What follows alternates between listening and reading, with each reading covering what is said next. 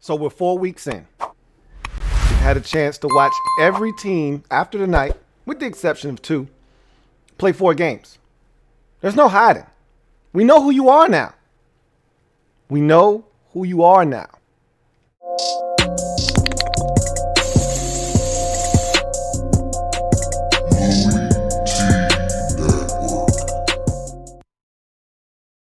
Who else could it be? Me, you're me, Louie T. Welcome to the 97th installment of the Louie T Network podcast. I, of course, am your set man, Louie T. Thank you for joining me. Got a massive show for you today. A lot has transpired since the last time we've spoken, and I got a lot to say today. I really do. Not just about the games, but about the COVID outbreak, about Cam Newton and his situation in New England. There's a lot to talk about today, and there are a lot of things that I feel like I need to say, and I took some heat over the weekend. And look, my heat isn't real heat, okay? It's on the scale of heat. It's hot sauce, okay? We're not talking about any kind of peppers or anything like that. It's just hot sauce, okay? But that's enough heat for me. I'm not a hot guy, okay? I don't like my shit hot, so it was enough to annoy me, but not enough to, because I take everything with a grain of salt. A lot of things don't get me bent out of shape. I laugh about a lot of stuff. That pisses people off too. When you laugh when somebody's mad, that pisses them off. I've had to find that out the hard way a couple of times because that's just my personality. I'm not one of these people that takes life that serious, in terms of I think I'm the shit and what I say goes, and that's not me. So, some people, they take themselves really seriously. And so they get really upset. They get bent out of shape. And I just laugh. I'm the guy that's in the car that wants to know what the hell you're doing. And I might be cussing you out in my car, but I'm not the guy that's going to go and make sure that I catch up with you so I can look you in your face, or I gotta flip you the bird. Like, I'm not that guy. I laugh at those people that do it to me. I look them in their face and I laugh. Now I said, I got to stop doing that because one of these times, one of those people is going to be truly crazy and they're going to get pissed off because I'm laughing at them, and then they're going to try and shoot me. So I probably need to stop doing that. But that's just my personality.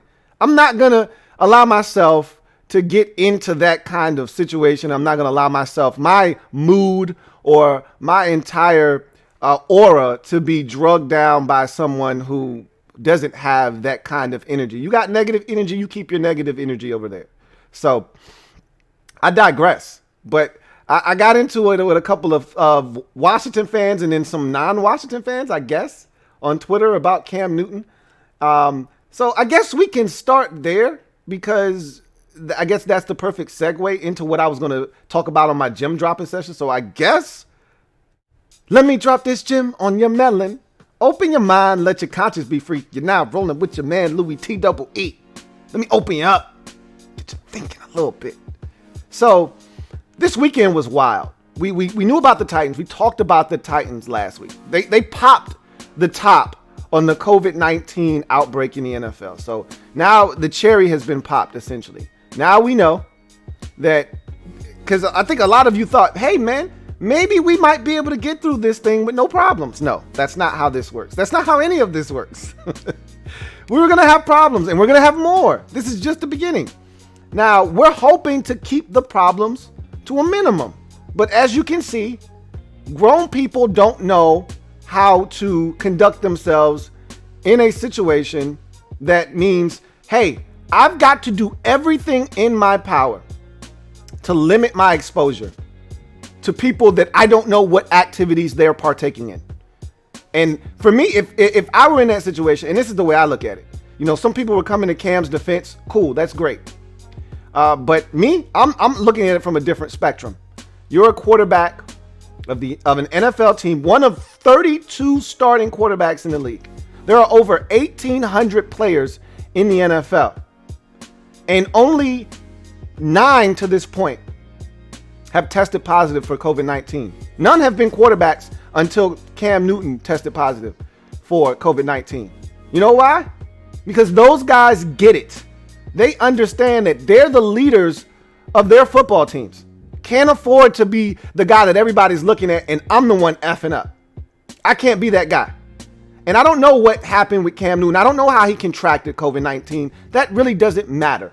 At the end of the day, you got it. Okay? So whether your girlfriend or whomever is doing some stuff she's not supposed to be doing, or whatever the case may be, you put yourself in a position where you were exposed. And for 6 months, you can't do that. You can't do it. Period. End of discussion. For 6 months out of the year, you can't do it. And so I took to Twitter and I said, for those of you Washington football fans who wanted Cam Newton, what do you think now? And boy, I didn't know that tweet was going to get as much action as it did. I caught flack from people. And let me stop the conversation that I'm about to have, because I'm gonna get knee deep into that. And let me go ahead and sit these people down and wag my little finger at them first, because all the people that love to bring the COVID-19 conversation up and talk about how the death rate is 0.0 whatever. I don't give a shit about that. Nobody cares about the death rate for COVID-19. That's not what this discussion is about. Okay? Nobody's talking about you're not going to die or you are going to die from COVID-19. This is the thing. Are you a doctor? Because if you're not, then you need to shut the hell up, because you don't know what the lasting impact and effects of COVID-19 are. You might have had a life expectancy of 87 years old. If you continue to live your life the way you're living it now, you were going to live until you were 87. But because you contracted COVID-19, maybe you cut off the last 20 years of your life and you're dying at 67 now because of some kind of impact that COVID-19 has that we can't see right now, but it has an impact on you as you get older in life. We don't know that. We can't know. All right. So for those people out there that you're not going to die, that shit doesn't matter. You don't want to contract COVID-19. Nobody does. And if you're cool with getting COVID-19, then you're fine. You go be cool with getting COVID-19. But for the rest of us who don't want it, we don't want to hear about that you're not going to die. That's not the point behind this. Oh, it's okay. I can get it. I'm not going to die. Well, then fine. You go out there. You go have some fun. You go to the bar. You go to the beach. You go do whatever you want to do. You don't wear your mask. You get COVID-19. You deal with whatever consequences come with it. Good luck to you. That's all I say. But for everybody else, nobody wants to contract COVID-19. A lot of people aren't trying to take the risks that come with COVID-19. So I just wanted to sit those people down that keep bringing up the death rate of COVID-19. That's not what this is about. Okay? We've talked about the level of responsibility that these players have taken on when they decided to opt into the season. All right. And when I was talking to Washington fans in particular, when I said, they were so narrow focused and narrow minded that they couldn't see past the bigger picture that, hey, this is a quarterback, the leader of your team. He can't be the one getting COVID-19. They couldn't see that. And let me take it a step further. I understand that if Cam Newton was the quarterback of the Washington football team, that this team probably no worse than 2-2 right now, maybe even 3-1. I understand that. And a lot of them, that's what they kept bringing up. Well, if Cam Newton was our quarterback, we'd be 3-0 right now. No, we wouldn't be 3-0. Okay, we wouldn't have won all three of our games. We probably would have lost one of them. But fine, you want to go with the premise of 3-0, that's great. We have a coach. This is the biggest. I stop right here. This is the mic drop for this situation. We have a coach with cancer. A whole entire head coach with cancer. Of all 32 teams in the league, we're the one that can ill afford to have anybody contract COVID-19. Now, I'm not saying it's not going to happen, but of all 32 teams, we're the one that needs to be the most careful. Our coach barely made it through the game yesterday. He had to sit down on the bench during TV timeouts. Landon Collins said, look, we want to help celebrate our coach. We want to champion him. We want to encourage him. But we also got to be careful because we understand the ramifications of his situation, and that if we have it and we don't know we have it and we pass it to him, it could be for him, it could be morbidly bad. So of all 32 teams in the league, the one team that could ill afford to have a guy contract COVID-19, bring it into the building, is Washington, more so than any other team. Now, all 32 teams have older personnel in the building, people that are really more susceptible to COVID and could more likely than not die from it. As you get older in age, the mortality rate goes up. And every building has older guys in it. But at the end of the day, I was saying, look, you as a franchise, this is why they vet quarterbacks more so than any other position. This is why they scrutinize the quarterback position more so than any other position, because you are held to a higher standard than everyone else. You don't get to do the things that everyone else does. You're supposed to be the first one in the building and the last one to leave. You set the example for the team. As you go, the rest of the team goes. So when it comes to the quarterback position, you don't get to do the things that you want to do. You do the things that you have to do to lead your team. COVID-19, contracting COVID-19 isn't one of them. But I digress. If Cam Newton was the quarterback of the Washington football team, whether we started the season 3-0 or not, with him at quarterback, we wouldn't have him the next 2 games. We'd be 0-2 more likely than not in those next 2 games. And when I look at the Patriots, I know Bill Belichick has to be pissed. Absolutely pissed. You know, I don't know if this is going to affect the way they look at Cam Newton moving forward in terms of whether they want to re-sign him back next year and bring him back long term. But I know he's got to be hot. And if they lose these next 2 games, they probably weren't going to beat Kansas City anyway. But hell, I didn't think they were going to come close to beating Seattle the way that they did. And they damned, if not for a bad play call on the final play and poor clock management at the end of that game, they probably beat Seattle in week 3. Or 2, excuse me. But that's nor here nor there. You got Kansas City and you got Denver the following week. Now, you might not have beaten Kansas City regardless, but you're supposed to beat Denver. Now, all of a sudden, Denver has a win under their belt. They're feeling good about themselves. They got a quarterback that they feel like can help them. If you go and lose to Denver next week, and let's say you're on a 2-game losing streak after starting the season off 3-1 or 2-1. Now you're 2-3 when you could have been 3-2 or 4-1. You know, don't count them out of the game tonight. If Cam was playing, they would have had a legitimate shot. You know, if there's anybody out there that can slow down a powerhouse offense, it's Bill Belichick. Don't think he would have done it, but I would have liked to have seen him try with Cam Newton at quarterback. That's for damn sure. So you could lose these next 2 games without Cam Newton. I don't know how you feel about Jarrett Stidham or Billy Ho. I'm not feeling good about either one of those dudes in the center. I don't think the Patriots were either, which is why they went out and signed Cam Newton. And you lose those 2 games, and let's say at the end of the season you look up and you're going into week 17 at 8-7, and you just miss out on the postseason. Let's say you win that final game of the season. You go 9-7, but you just miss out on the postseason. Let's say you lose that final game of the season. You end up at 8-8. And if you had gotten to 9-7, you would have won enough games to qualify for the postseason. You look back on this 2-game stretch here that Cam Newton won't be able to play, because he's not going to be able to play next week more likely than not either. They got to quarantine for 14 days. They didn't find out about the positive test, I think, until Saturday. So he's got to be out for at least the next 2 Saturdays. So he's not playing next week either, more likely than not. You lose to Denver and you look back on it and say, shit, if we had Cam Newton, we would have probably won one of those 2 games and we'd probably be going to the postseason right now. Not to say that you were going to do anything when you got there, but you sure would hell like the shot. You would like the opportunity to get to the dance. I've always said, once you get to the dance and they shut the doors, all hell breaks loose. At the end of the day, Cam Newton isn't a practice squad quarterback like Jordan Ta'amu, who also had COVID-19 for the Chiefs.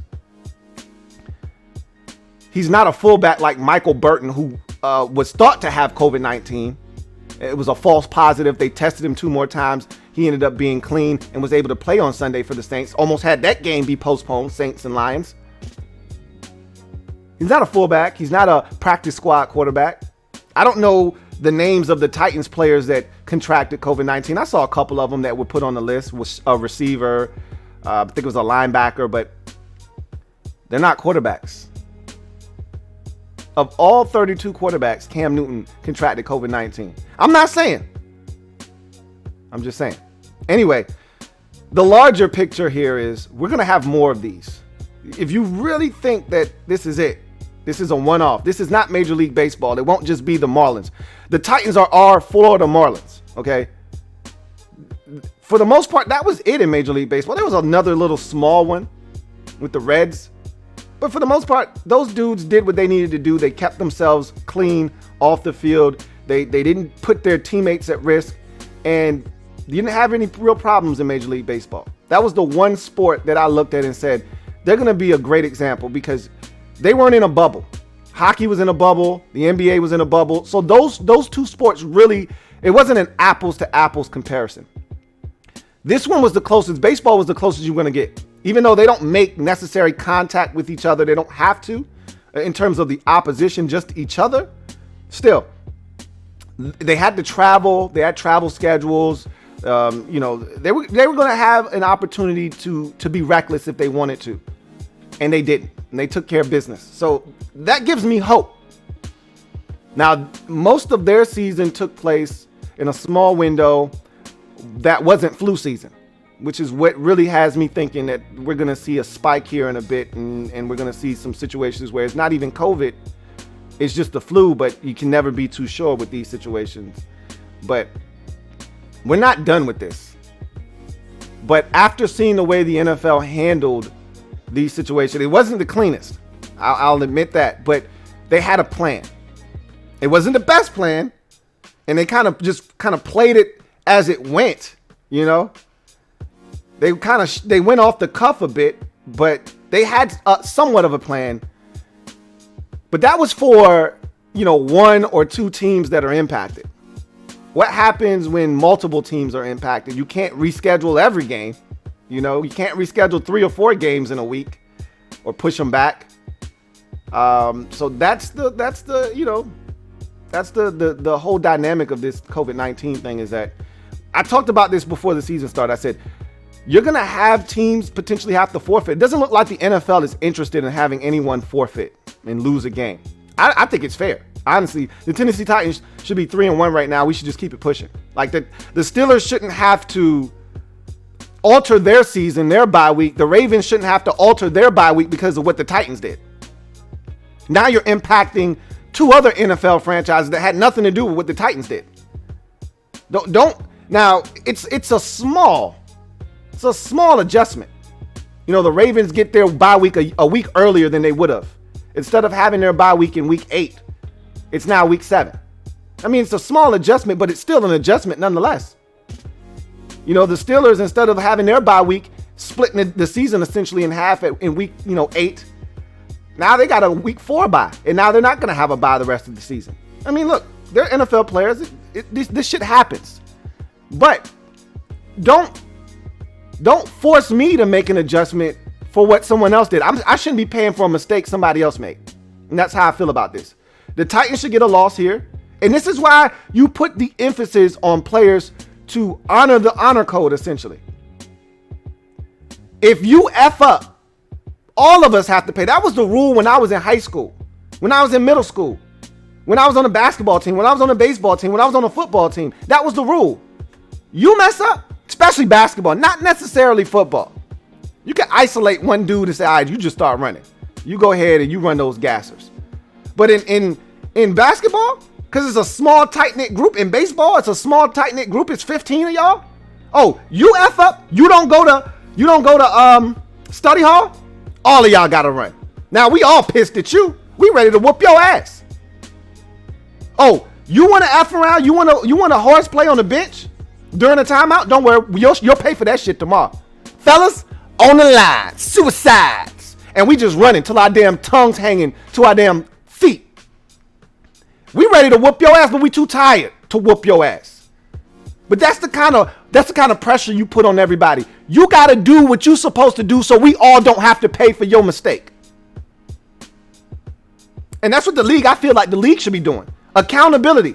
You F up, y'all pay for that shit. You get a loss. Nah, I don't want your draft pick. I don't want your $50,000. I don't want to fine you. I'm gonna hit you where it hurts in your season. I'm gonna take that game from you. You can't play another game. That's another loss. Bet you won't do that shit again. Because you were 3-0. Now you're 3-2. Because you couldn't play 2 straight weeks. Because there's still a possibility that they can't play next week versus Buffalo. Now, they're waiting for one more string of positive tests. They've already had all of the tests come back from everyone else that's been tested outside of the, I think it's 8 players and 10 staff members that have tested positive for COVID-19. And it's all been negative tests. So if they get one more, they need 2 straight. They get one more string of negative tests. Then it's supposed to be all systems go to open back up the facility, and then you start preparing for week 5 against Buffalo. But that's still in jeopardy right now. All it would take is one positive test from anybody, and they could be shutting it down again, and they could potentially not be playing in week number 5. And now you're altering another team schedule. Now they're going to have to postpone that game. And now you got to figure out, well, where do we put this game? What does that mean for Buffalo? Do we have to change Buffalo's bye week now? Again, I'm not with all of that. I'm with punishing the team that effed up. I don't need you to start altering things and moving stuff around and make it fair. I told you before the season started, this shit wasn't going to be fair. And the people that couldn't find a way to keep themselves clean off the field, whether it was by a mistake or not. How long have we been in the pandemic? I'm talking to most of you. There's some of y'all that have had COVID-19. I've talked to at least 2 people that have watched my show that had COVID-19 and had a bout with it. But for the most part, most of you haven't had COVID-19. You know why? Because you haven't put yourself in risky situations. And some of you may have put yourself in some risky situations and you just got lucky and you didn't get COVID-19. But for the most part, most of us are just either going to work, coming back home, and doing it all over again. Wearing our masks, washing our hands, sanitizing, doing all the little things that we know we need to do to keep ourselves safe, and we keeping it pushing. We're not going out. We're not doing the things that we like to do, that we want to do, because we know right now we can't do those things. We shouldn't do those things. At the end of the day, that's how I view this. If you don't know how to do the things that you need to do to really limit, because again, it's not hard. Over 1,800 players in the league, and only, I think, what are we sitting at now? 9 or 10 guys have tested positive throughout the league. Obviously, these guys figured out what they need to do. It's not hard. It ain't easy, but it's not hard, okay? So, I digress, man. Let's go ahead and go slate skating, man. I didn't want to get too deep on y'all. I didn't want to do that, but I had to do that. So, go ahead, put your skates on, man. I got my rollerblades on. Let's go around the league week 4. Look, we know who you are now. You can't hide. You cannot hide now. I know who you are. It took a little bit longer because of no preseason this year. Normally, I know who you are after about 2 weeks of football. Okay, yeah, you stink. Hey, they're going to be really good this year. We had to wait a little bit longer. I had to wait till the quarter pole to be able to say, okay, you are who I... Like the Raiders, I told y'all. I thought the Raiders were who I thought they were. Now, they had some injuries. Your 2 rookie wide receivers were out. You're already without Tyrell Williams. It was hard. You literally were throwing in Zay Jones and Nelson Aguilar, but no excuses. Find a way to get it done. Everybody's dealing with something in this league. Some teams, more injuries than others. Obviously, I'm aware of this, okay? But you got to find a way to overcome the good teams do. Aaron Rodgers is going to be without Allen Lazard, and he's going to be without his best guy, Devontae Adams, tonight. I bet you he still finds a way to get it done. Bet you he finds a way to throw for over 250 yards and 2 scores, and they still win this game, probably going away from the Atlanta Falcons tonight. Throwing to the likes of MVS, Marquez Valdez-Scantling, and let's see, who else is out there? Man, it's slim pickings. Whew! I guess Robert Tonyan's going to have a busy night tonight. So, I don't want to hear no excuses, man. Some of these records are not necessarily indicative of how good this team could potentially be this year. For instance, the Chargers, they're 1-3. That's a good football team. And how can we'll get to that. I'm going to save that for when we get to the Chargers-Buccaneers game, because I got a real discussion to have about their quarterback. How can you sit Justin Herbert? I don't know, but I digress. let's go Slate Skatin, man. We start in Detroit with the New Orleans Saints traveling to Detroit. Saints right now can't afford to drop their third straight as the Buccaneers have heat up. They've won 3 straight now. They're 3-1 leaders in the clubhouse. All of a sudden now the Carolina Panthers are like, hey, we thought it was going to be a long season. We don't know. Matt Rule's turning some shit around over here, man. No Christian McCaffrey, no problem. We've won 2 straight since he got hurt. Here we come. And so you can't afford to drop the 1-3. And it started out real rough for these boys. All right. As they were down 14-0. And, I told you I picked New Orleans because I thought Michael Thomas was going to play. I said the Saints, they can't afford to roll the dice here and not go without Michael Thomas another week and go to Detroit and lose. And they said, no, yeah, we can. We're going to be good. We're not playing him until he's fully healthy. We can't risk him. He's too important to the offense. Well, we've already seen that. And so I said, if they don't have Michael Thomas, they're going to lose this game. And I look up 4 minutes into the game. I'm watching, obviously, the Washington game. I'm watching the Dallas game. And I look at the bottom line, and the ticker take at the bottom. And the crawl is saying that Detroit's up 14-0. I'm like, what the hell is going on out there? We ain't even got our damn feet wet in the game yet. And you're already down 14-0. So I knew something had to have happened. Drew Brees threw an interception. Lions had a big 50-yard catch to Amendola on their first drive. And Drew Brees throws an interception after the Lions capped off their first drive with a touchdown. And right after that, Stafford throws another touchdown pass, this time to his number 1 wideout, Kenny Golladay, and it's 14-0. And I'm thinking, well, shit, the Saints are in trouble. Or so I thought. And then the Saints exploded like the Saints of old. As we know they're very capable of doing. They go off and they score 5 straight touchdowns on 5 consecutive possessions. Ouch. Now, there was a chance in here for the Lions to stop the bleeding because they were hemorrhaging blood. And Matthew Stafford throws an interception in the end zone. Bad throw. Just an awful throw. He sees his tight end, TJ Hawkinson, in the flats, tells him to go up the field as he's rolling out to his right. Doesn't put enough on it. All the while, the corner is eyeballing Stafford the entire time, turns around, locates football, picks it off. Great play by Patrick Robinson. But that's a bad throw by Stafford. You can't throw that pick there. Not when you're bleeding the way you are. Not when the Saints are as hot as they are. You can't afford to turn that one over. And he did. And the Saints never looked back. They scored 5 straight times, as I mentioned, in the game. At the time of that interception, it was 14-14. At least get a field goal, stop the bleeding, stop their run, calm things down a bit. Instead, all you did was you continued to allow that cut to bleed. And the Saints made sure that they made it drained all of that blood out, every drip, every drop. 35 unanswered, and next thing you know, you went from up 14-0 to down 35-14 in this ball game. But you still had a shot. So you had cut the deficit to 35-21. And you pinned the Saints deep in their own territory. You got to stop, 3 and out. They got to punt. And Thomas Morstead kicks the football 38 yards on a punt. And you start your possession at the Saints' 43-yard line. You get the ball with 8 minutes and 1 second left on the clock. It takes you until the 3:44 mark to go 43 yards. You went forwards, you went backwards. You went forwards, you went backwards. You went forwards, you went backwards. You finally get in, but it took you so long. And the Saints dominated time of possession in this game. Absolutely dominated time of possession. It took you so long to score there that by the time you were done, all the Saints really needed to do was get 1 first down, force you to use your timeouts, and the game was over. And what did they do? They got 2 first downs. Game over. So it's the Lions, man. That's what the Lions do. You know, they just don't know how to win.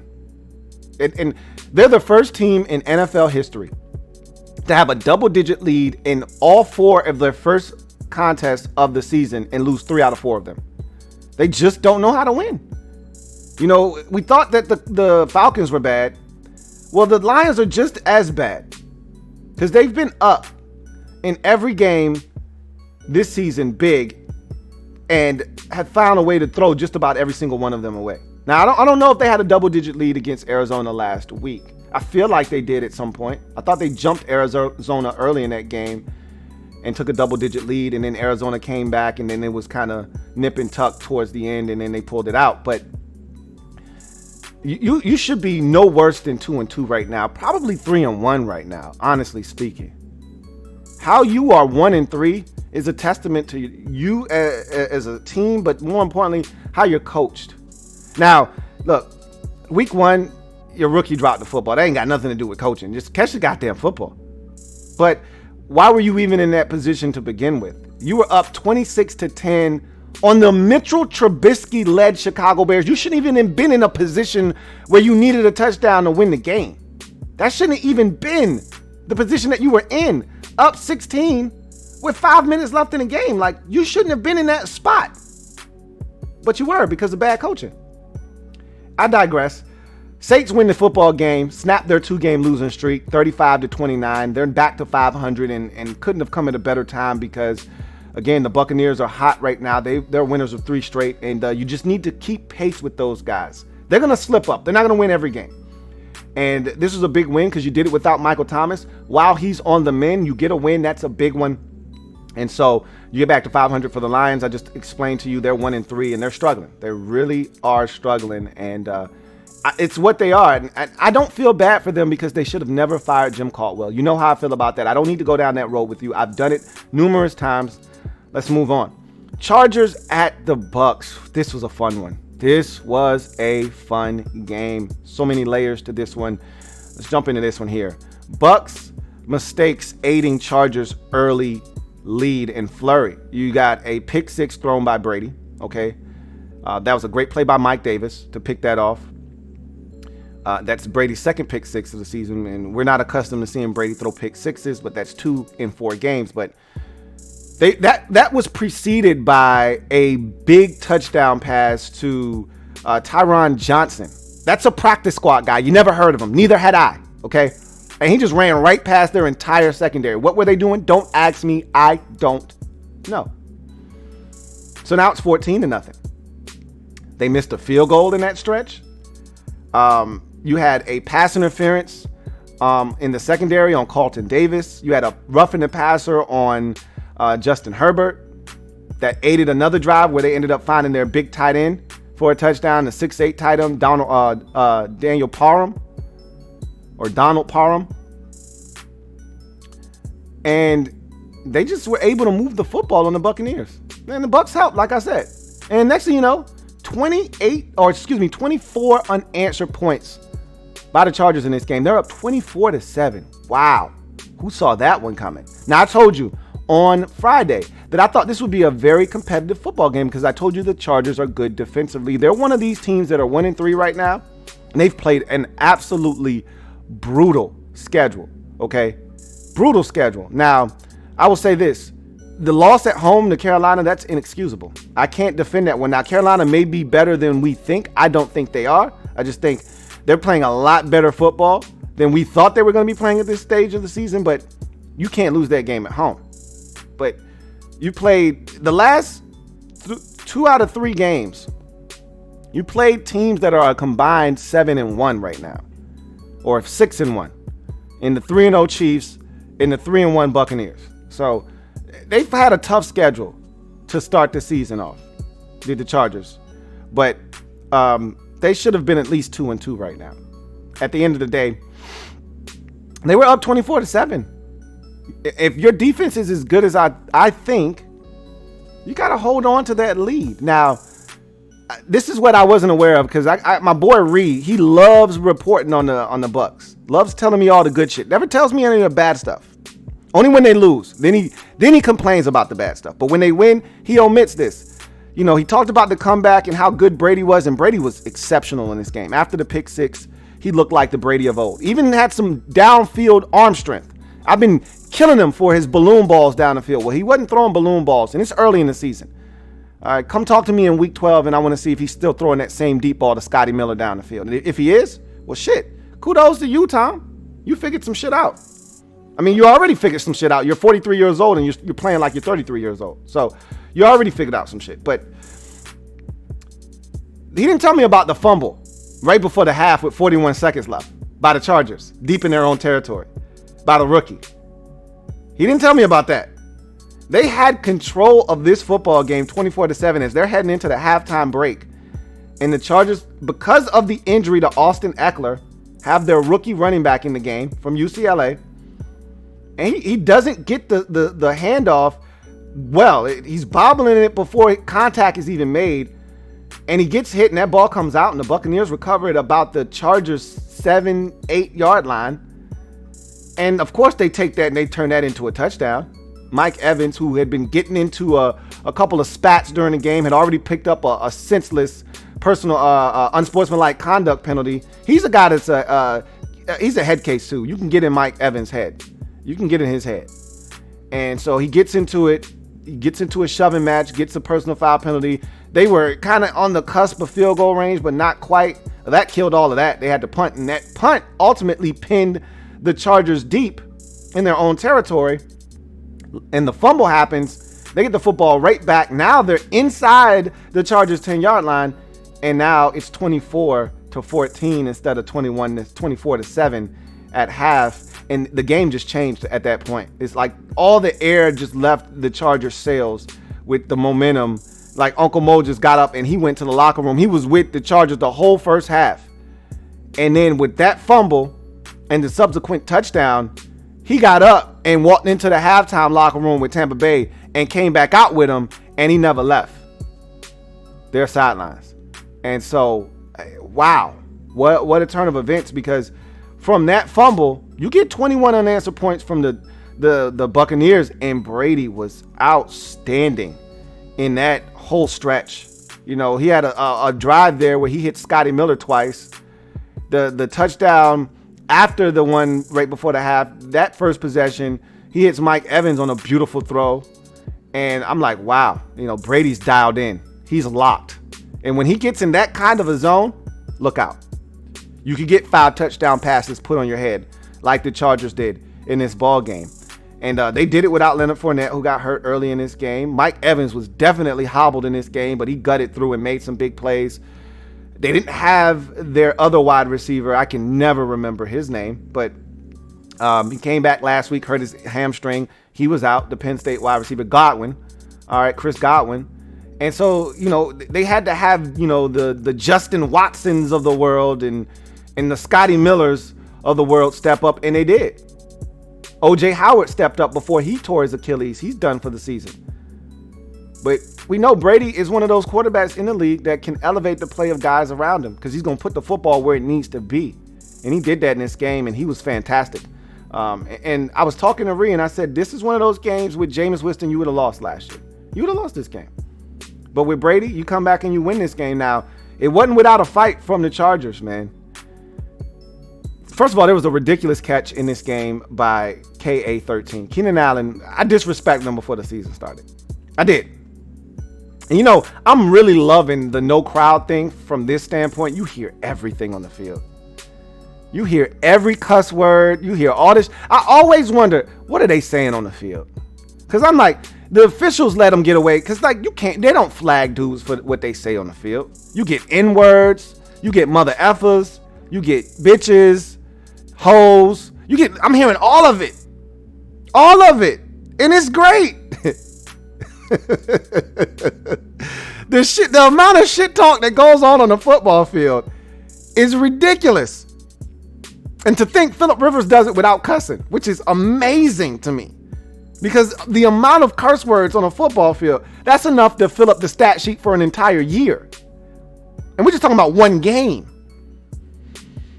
All of them have pop mouths. All of them. And it's great. I'm eating it all up. Anyway, Keenan Allen makes a hell of a catch. And he is just giving it to that corner. And he sunned him. That catch right there, whew, that shit was nasty. He sunned him, is what he did. Anyway, Justin Herbert was outstanding in this game. 20 of 25. Another virtuoso performance. Had the one interception late when he was pressing. They were down 7, had a chance. They had a chance to go tie the game up, and he threw an interception, and that pretty much ended the deal. But he was outstanding again. And then he has the touchdown pass late in the game when the the Bucs took the lead 28-24 after they scored 21 unanswered. He comes back, with a dime to this guy Jalen Guyton. Okay, who the hell is Jalen Guyton? Who the hell is this guy Tyron Johnson? Don't ask me who he's throwing the football to out there, other than Keenan Allen. Mike Williams is banged up. He's just throwing the football to randos and making them look special. This Jalen Guyton guy runs by one of the corners in Tampa. They come with a 0 blitz, and he just backs up Patrick Mahomes style and throws a dime off his back foot. How can you bench this man when Tyrod's ready to go? How? He's not the reason you're losing these games. He's the reason that you're even in these games. Don't tell me that Tyrod Taylor would have had you with 28 points on the scoreboard or 31 in this game, because he wouldn't have made those throws. He wouldn't have put you in a position to steal one on the road versus the Buccaneers. If I'm the Chargers, you just take your lumps with as my man says, Jay Herbo. You just take your lumps with Jay Herbo. It's no reason to turn back now. Tyrod Taylor is not coming to save your season. He's the equivalent of Teddy Bridgewater. He's the equivalent. I called Teddy Bridgewater the Black Alex Smith. Well, Tyrod Taylor is the Black Alex Smith light. I don't even know what that even means. It's not good. It's not bad. It's not good. At least with Justin Herbert. At least with Jay Herbo. I couldn't call him Jay Herbo after one start. I needed to know that he deserved a nickname. No, he's the real deal. You know, I told you, sometimes you need a little bit more time to figure out if a guy has it. Sometimes you need more time. But you always know when you see it. You always know when you see it. Justin Herbert has it. It sucks that Joshua Kelly's fumble really hurt them in this game. It changed the entire game. But the Buccaneers are a really good team. And they showed some resilience. You know, they showed some resiliency in this game. And they come back and they win this one 38-31. But not because of Justin Herbert. It's because the defense couldn't get stops in the second half of this game. So now the Chargers are 1-3. They don't deserve to be 1-3, but they're 1-3. They should have beat the Chiefs. They could have beat the Panthers. They should have beat the Buccaneers, but they didn't. They're 1-3. I don't think they're going to go away. But it's tough uphill sledding after you start 1-3 when you had games there in your lap that you could have won. As for the Bucs, they're now 3-1, man. And they're slowly getting their shit together. They still got some things to clean up. You fall behind 24-7 against the Chiefs. You fall behind 24-7 against the Saints. You're dead. You're dead. You fall behind 24-7 against the Packers. You're dead. Yep, you're dead. Like, you can't do that against the better teams in the league. You fall behind 24-7 against Seattle. You're dead. So they got to clean up some of this. But they showed the kind of resiliency that you want to see from a team that expects to be in the discussion for a Super Bowl at the end of the season. They get it done 38-31. Stay atop the NFC South division at 3-1. Jacksonville at Cincinnati. Thought Cincinnati could win their first game of the season after tying Philadelphia on the road last week. I thought they were poised to get a win this week versus Jacksonville. Jacksonville said, not so fast. Okay, we're not going to just lay down for these boys. We're going to put up a fight. But when it was all said and done, Cincinnati was able to get it done 33-28. First win of the season for them. First win of the career of Joe Burrow. And so James Robinson and Miles Jack continue to play exceptional football for the Jaguars. It's a shame that Miles Jack got injured in this football game, because before that he had a beautiful interception in the end zone where he took the football away from the receiver in the end zone. And he's been everywhere early in this season. James Robinson, the undrafted rookie running back out of Illinois State, continues to impress. He was outstanding in this football game yet again. The Bengals plagued by early mistakes in this game. They had a TD negated by a holding penalty. Burrow throws the interception in the end zone, as I talked about, with Miles Jack taking the football away from the tight end, I believe it was.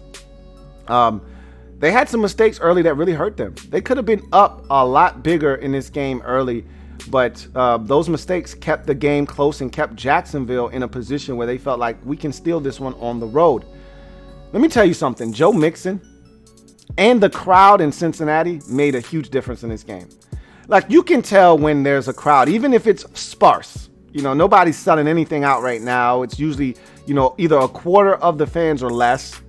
But those fans, and this is the reason when I can tell that there are actual fans in the stands, because the piped in noise, they have no idea of what's actually going on in the game.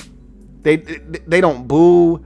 They don't cheer when they're supposed to cheer. If it's a turnover, they don't, oh my God, You don't get any of that with the piped in noise. It's just standard piped in noise. So it doesn't react to a penalty on the play and the home team just had a big play negated by a penalty. It doesn't react to that. It's still cheering. Yeah. You like, what the hell are you doing? You're cheering and your team is losing the game. And that penalty just hurt them. Why are you cheering? Because the person controlling the piped in noise is a clown. That's why. When you're in an environment where there's actually fans, you hear all of that. If it's a bad play, they boo. If it's a turnover, they boo. If it's a big play by the offense, the home team, they cheer. If it's a touchdown by the home team, they cheer loud. So you know that these are real people with real emotions in the stands. You could tell in Cincinnati. I thought it was a real advantage for them. You could feel that energy from the crowd. But Joe Mixon was the star of the show in this game. Joe Burrow played really well. Again, he's the real deal too. However, this was the Joe Mixon show. He made big plays time and time again in this game. They had no answer for Joe Mixon, whether he was catching the football, whether he was rushing the football. Joe Mixon looked like a fantasy football stud. And I know a lot of you, one person last night, I want to say it was my man Vincent Cole. He said, I just got to shout out Joe Mixon. Because I'm pretty sure Joe Mixon won some of you your games this past weekend. Joe Mixon was outstanding in this game, and they had no answer for him. Not a single one. T. Higgins and Tyler Boyd are also guys that are making a huge difference on this football team. T. Higgins is really starting to get his footing, and Joe Burrow's starting to look for him, and he's making plays. He had a drop in this game, but T. Higgins is starting to show exactly why they made him the first pick of the second round in this recent 2020 NFL draft. He's starting to play big boy football. I've long said that Tyler Boyd is one of the best number 2 wide receivers in football, and he's showing it again this year. You know who I'm not mentioning right now? It's AJ Green. He's still struggling, man. Still doesn't look like the AJ Green of all. I'm going to give him more time. Guy hasn't played football, it seems like, in damn near 2 years. So I'm going to give him a chance. He's getting up there in age too. He's no spring chicken. But I haven't seen the AJ Green, the one that used to break dudes off and run by guys deep. He seems to have someone plastered to him at all times now. And at every throw you're trying to get to AJ Green, it's a tough contested catch type of throw. I'm going to give him some more time. But it doesn't look like he's the same AJ Green. It really doesn't. Other guys are having to step up and pick up the slack being left from no production from AJ Green right now. And I want him to step up. But it looks like they're in a position to just move on from him in the offseason. If this continues, no reason to bring him back. Let him get money somewhere else, and you just continue to build with the young boys. But we'll see what happens with him. DJ Chark makes a massive difference. We talked about this on that Thursday night game a couple of weeks ago. When they didn't have him, the offense looked stale. They were stagnant. They couldn't do anything. I said DJ Chark makes a difference. And you thought I was bullshitting, and then you see this game with him back in the lineup, and he catches 2 touchdown passes, one a beautiful toe tapper in the back of the end zone, and you're saying to yourself, oh, in Jacksonville, all of a sudden they scored 25 when they could barely score against Miami. They only scored 13 in that game. You go, oh, DJ Chark does make a difference. Yeah, he does. Number 1 receivers in this league make a massive difference. And Joe Burrow, man, what more can I say? Joe Burrow has been every bit of the number 1 overall pick that he was chosen to be. This guy looks legit, and he's going to fast track the Bengals to relevancy in the AFC North division. He's going to take his lumps this year, but he's going to make his fair share of plays. I'd venture to say that if they can find a way to get better defensively over the offseason and throughout the course of this year, because that's a young Bengals defense, a lot of young parts, some of the guys that they signed in the offseason, most notably Trey Wayans dealing with injuries. When they get healthy and they see what they have defensively, if they can start to put it together, this team could be dangerous next year with Joe Burrow. If he continues to progress the way that he is throughout the first 4 games of the season, he continues to progress, and this is the steady track upward, he's only going to get better. This guy's dangerous, man. He can run. He's got athleticism. He can throw on the move. He's accurate. He's smart. He's heady. He's tough. And he's a competitor. I mean, I love Joe Burrow, man. And they're going to win. I told you before the season started, they're going to win more games than you thought they were going to before the season started. That's the first of 5 or 6 this year for the Cincinnati Bengals, which most people were giving them 3 or 4. This is the first of 5 or 6. I told you they're going to be just like the Arizona Cardinals of last year. They were 5-10-1. They had a tie. And Kyler Murray won Offensive Rookie of the Year. And I think Joe Burrow is going to win Offensive Rookie of the Year. They got a tie, and I think they're going to end up 5-10-1 or 6-9-1. They're going to be a lot better than people think. This is a scary team. You don't want to play them if you need a victory. Look out for Cincinnati because they're led by a young quarterback that gets it and has it in Joe Burrow. They get the win 33-25, and the Jaguars drop to 1-3 on the season. Minnesota Vikings at Houston Texans. Last night, somebody asked me, are you off of the Texans winning the division now? Not only am I off the Texans winning the division now, I'm now on the, hey, let's get Bill O'Brien the hell out of here train now. I'm on that now because all of the moves that he's made over the last 3 or 4 years, they're finally catching up. And the last straw that broke the camel's back was trading DeAndre Hopkins. You don't get to do that and think that the offense is just going to be okay. We're going to talk about that offense here in a second, but let's talk about the team that won this game.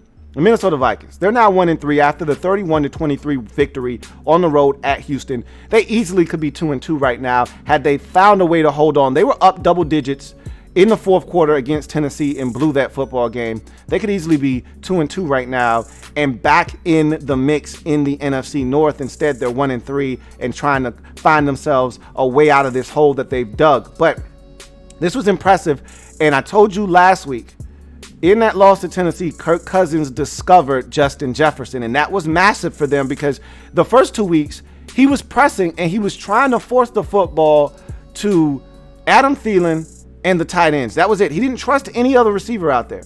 Now he trusts Justin Jefferson, and I told you before the season started, remember, there was an Eagles fan that told me Jalen Reagor was going to lead the league, rookies of first-round picks, in receiving yards. Well, he's out for the foreseeable future.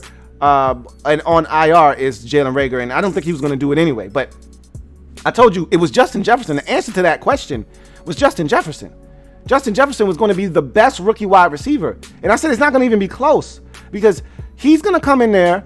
He's a high volume guy. People question his speed at LSU because you didn't always see it, but he ran fast at the combine. I said, not only is he a high volume catch guy, but he can also run. And you're going to see it, and he's going to fill in that Stephon Diggs role well because there is 80 balls already carved out for him in that offense. Unlike a CeeDee Lamb that's going into an established offense where there's not 80 balls carved out for CeeDee Lamb in that offense because they've got Amari Cooper. They've got Michael Gallup. They're starting to throw to Dalton Schultz. It was supposed to be the other tight end that got hurt before week number 2. But and then there's Ezekiel Elliott. There's not enough balls for him to have the impact that Justin Jefferson is going to have. You know, you look at Denver, it wasn't supposed to be as many opportunities for Jerry Jeudy, but now with all the injuries, there's plenty of balls for Jerry Jeudy to catch there, but it wasn't supposed to be. Henry Ruggs, he's a deep threat right now until he learns to run routes and be more, till he learns how to be a more complete wide receiver. He's not going to be a guy that's going to have a high volume of catches. Justin Jefferson comes in with the ability to have 83 catches in his rookie season, and Kirk figured that out last week. And so the offense changes drastically now. Add to the fact that Dalvin Cook is cooking right now. And as they continue to turn around and hand it to him, teams have to come up, respect that. And now you get one-on-one situations down the field, and they got 2 guys that can take advantage of that. So this offense is starting to come alive a little bit. It might be too little too late, but they figured some things out. And so Dalvin Cook is so good. He is so good. Man, is he good. And he's starting to play some really good football. He was great last week, set a career high in rush yards. He was great again this week. He was the catalyst for this win, but Kirk is starting to get into a rhythm. I put down in my notes, Vikings offense is moving on up to the east side because they got Justin Jefferson. He had another 100-yard performance in this game. Adam Thielen is now going to be able to eat, and he can go back to hooked on a Thielen. He can go back to being Adam Thielen, the real Adam Thielen. Now that he's got some help, because before he was getting doubled. Oh, somebody else going to have to beat us. Now Justin Jefferson to the rescue. Vikings offense moving on up. Now they got weapons again. I'm not saying, I'm just saying. I told you they're an 8-8 football team. I'm not moving off of the spot. But they're dangerous now. They're no longer a pushover like they were 2 weeks ago when Indianapolis destroyed them. They now have weapons, and as long as they're healthy and they can protect Kirk, they got a shot. That Harrison Smith ejection, before we go to the Texans, I don't love that ejection. I understand it. He launched. He left his feet, helmet to helmet. I get it. Don't throw him out of the game for that. Don't do that. Seriously. You know, there's certain ones where you go, okay, yeah, you could throw his ass out for that. That was blatant. That was unnecessary. It was extremely violent. His was extremely violent. But it wasn't one of those ones where you say, hey, you could have avoided that. You shouldn't have done that. I just didn't get the, hey, throw him out of the game vibe, you know. But they threw him out the game. I didn't have a problem with it. I was just like, that was unnecessary. You didn't have to do that. Anyway, I digress. The Texans offense is struggling, man. Struggling. It's struggling. It's bad. It's real bad. And I'm going to tell you what it is. It starts with no run game. And for some reason, Bill O'Brien, who took over the play calling this week and decided, hey, I'm going to call the plays the rest of the season as if he's going to make a difference. I love when coaches do that. Hey, let me take over. I got this. No, you don't. You don't have this. But okay, go ahead. You do it. So now when you fail, you don't have anybody else to blame. So they've had issues running the football all season long, outside of week 1, where we said, man, this David Johnson trade doesn't look that bad after all. Yes, it does. Yes, it does. Yep, you messed up. Anyway, they've been struggling to run the football. They are the 31st rush offense in the league right now. But yet, they continue to run it anyway. First down, 1 yard gain. Second down, no yard gain. 3rd and 9. Hey, Deshaun, you got us, right? Hell no, I don't have Nuke Hopkins no more. I don't have Nuke anymore. No, I don't got you. Stop doing this to me. Stop putting me in 3rd and long. So, they got no run game. Then there's no Nuke. So now, defenses are like, hey, you want to run the ball? Go ahead. You're not going to throw it on us, though. Oh, that Fuller guy? Nah, he's good. Don't worry about it. You're good. We're good. You're not going to do us.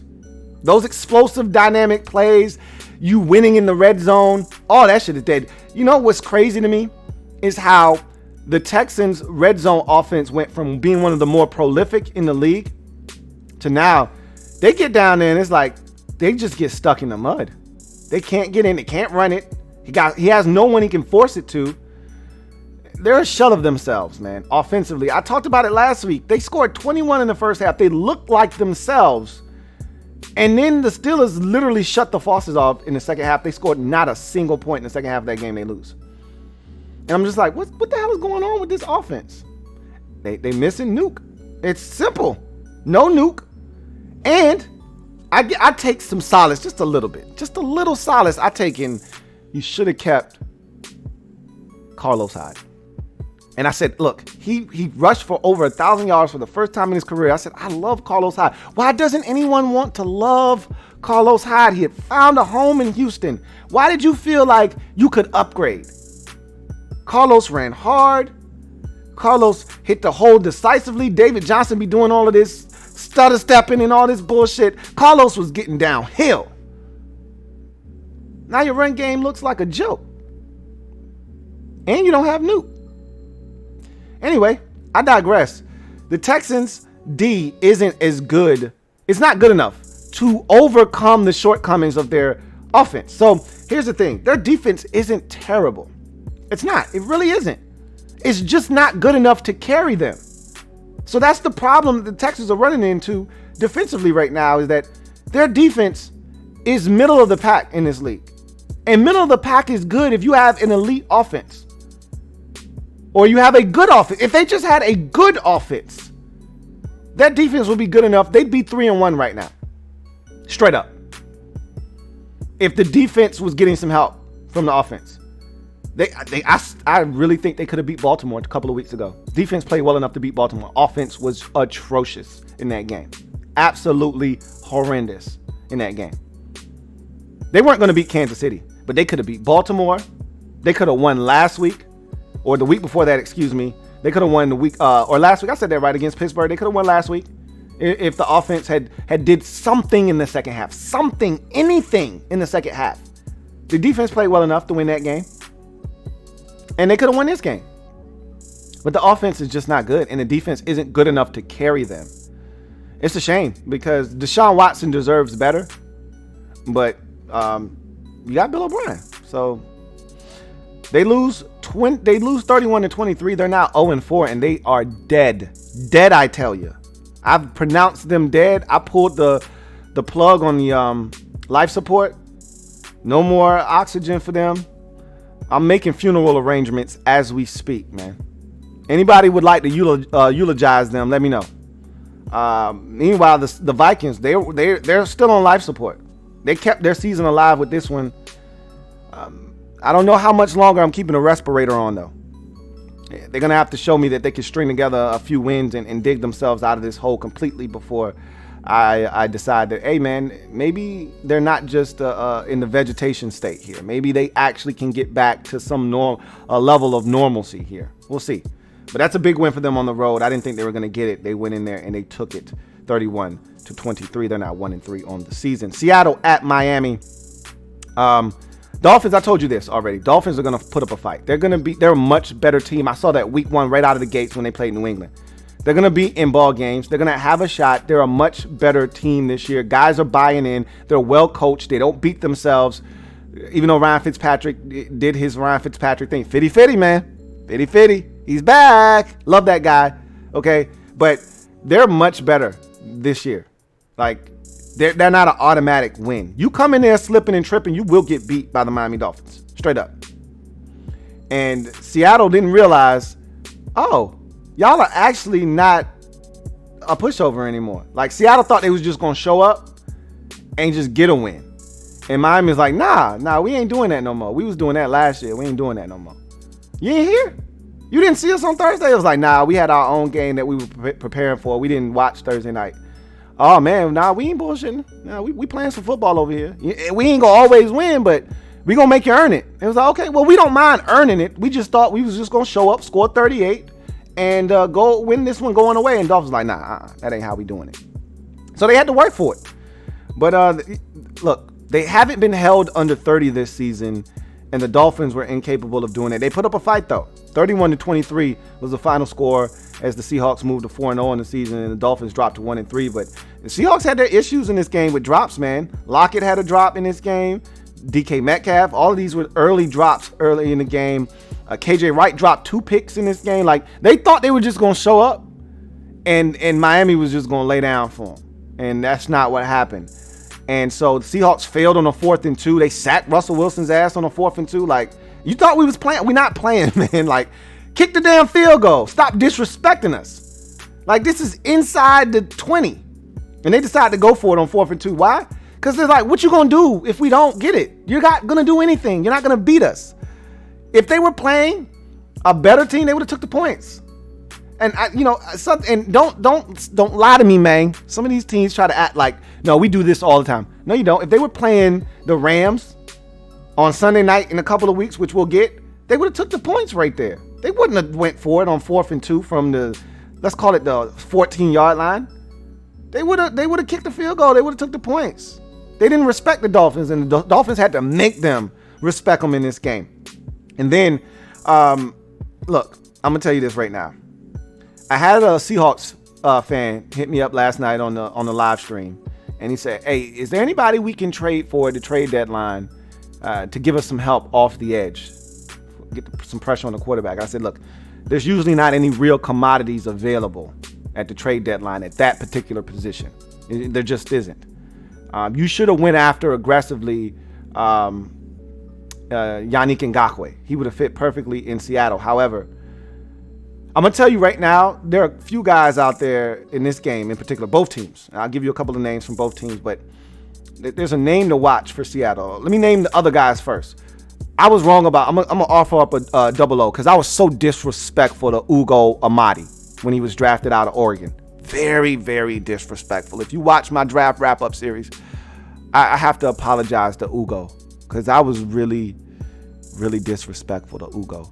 And he fits what they do very, very well. Okay. I was wrong. I'm sorry, Ugo. You're a damn good football player. And he was pressed into action with some injuries, and I think he's played really good football. So I offer up a double O to you. Isaiah Ford for the Dolphins. Man, he's actually really good. Out of Virginia Tech, didn't expect much out of him. He's coming along, man. He's giving them another option out there to throw the football to. You like when you stumble upon something, and they think they stumbled upon a guy here in Isaiah Ford. He keeps building good weeks on top of each other, and I keep saying, if he does this again, I'm going to talk about him. If he does this again, I'm going to talk about him. He did it again. I said, all right, enough's enough. I'm going to talk about you. So I like what he's doing out there as well. But the guy that I think, so there are two guys in particular that you're going to have to rely on if you're a Seahawks fan, that you're hoping as the season continues to progress, you're going to get production out of them. One of those guys was a former Seahawk. He went to Dallas. He went to Oakland. Now he's back in Seattle again, Benson Mayowa. You're going to have to lean heavily on Benson Mayowa. Right now, he's probably the best pure pass rusher you have. That's not saying much, but Benson Mayowa can get after the quarterback a little bit. So you're going to need him to step up. But the guy that I think ultimately is going to be your best pass rusher when it's all said and done. He's raw as hell, but he's got some juice off the edge. And if he figures it out, if he's able to put it together, you could get something out of him this year. It's Alton Robertson, your fifth round pick out of Syracuse. You might have taken him even sooner. I think he might have been like a third or a fourth round pick, but he's got some talent, man. Alton Robinson has some talent. That's the guy that's going to have to step up for you. And obviously, you're accelerating his process because you weren't looking for Alton Robinson's production in year one. You weren't necessarily counting on him. You thought you were going to have other guys that could keep him from having to produce for you to have success. But because of injuries and him being thrusted into the lineup the way that he has been and some disappointments from other guys like your TCU product that hasn't done jack shit since you drafted him in the first round, Alton Robinson's going to have to step up. But I see it in him. So I just wanted to throw that out there. But anyway, I digress. Big Hawks touchdown before the half after a coverage bust by Noah Igbenogany on David Moore that set up a touchdown pass in the end zone. 17-9 at the half. This was a 10-9 ball game. And if Noah Igbenogany doesn't blow coverage there, at best, Seattle's coming out with a field goal there, and it's a 13-9 game, but he busts coverage. That football ends up somewhere inside the 10-yard line, maybe the 15, and they ended up getting in the end zone a few plays later, and just like that, it's 17-9. A great throw by Russell Wilson to Travis Homer for that touchdown with about 3-4 seconds left in the first half, finding him right there over the ball for the touchdown. That's a big play in the game. It really is because, again, they were hanging tough. And that gave Seattle the space that they needed to be able to breathe right before halftime.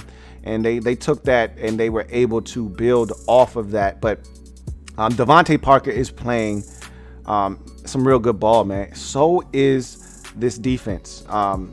Xavier, the X-Man, Xavier Howard with an interception in the end zone. Beautiful interception. I love Xavier Howard, man. I really, really do. He's one of the best corners in football. Not enough people know what he's doing out there in Miami because he's in Miami, but that was a big play. Kept the game close. You rarely see Russ make a mistake in the end zone on a pass there, but they was slightly thrown behind on a slant in breaking route as Russ was going to his right. He tried to throw across his body, and Xavier Howard made him pay for it. And that's that closing speed that elite corners in this league have to break on that football and make him pay there. It was a big play, kept this game close, but when it's all said and done, the reason why the Dolphins didn't win this game is they couldn't finish on offense. And that's the evolution of them as a football team. They had 5 field goals in this game. You know the mantra, you know the motto. Field goals don't win games, touchdowns do. You're not going to kick 5 field goals and field goal somebody to death that's scoring over 30, that came into the game averaging 37 points a game. You're not going to field goal them to death and win. Now, had you been playing a lesser team, had you been playing someone that struggles to score, those field goals would have loomed large in this game. You're playing a team averaging 37 a pop. You're not going to beat them kicking 5 field goals. So that's what really hurt them.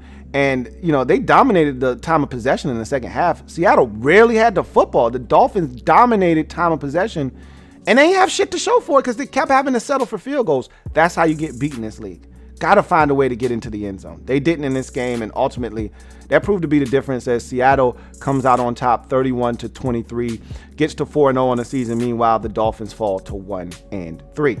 Another entertaining game in Big D, as they often are with this Dallas Cowboys team this year, because they can score and they can't stop anybody from scoring. So it's going to be a shootout, and it's going to be a ton of fun. And it seems like Dallas offensively usually doesn't wake up until they're trailing by more than, 17. And then they realize, what are we doing? We can score. Let's go score. And then they get it on tilt. And then the other team is like, whoa, what is going on here? We just had a big lead and it's evaporated in like 3 minutes. What's happening right now? Same thing happened in this game. This was a lot of fun, though. Cleveland Browns at Dallas. And this was a big game for Cleveland because I didn't think they were serious. After watching them against Washington last week, that was a very winnable game for Washington. They took the lead into the fourth quarter. And if not for some turnovers by Washington, I think that game goes in a different direction. But they showed their asses in this game. Dallas had some turnovers. And you got to credit the Browns defense for forcing the issue. And Ezekiel Elliott hasn't been right this year. He's had too many turnovers, too many mistakes. However, they couldn't be stopped. The Cowboys had no answer for anybody. All right, so Nick Chubb goes down first quarter of this game. What we later found out is a sprained MCL, going to miss at least 6 to 8 weeks, been put on IR. So you're thinking, okay, Kareem Hunt going to come in and do these boys. Well, he gets nicked up a little bit. In comes D'Ernest Johnson.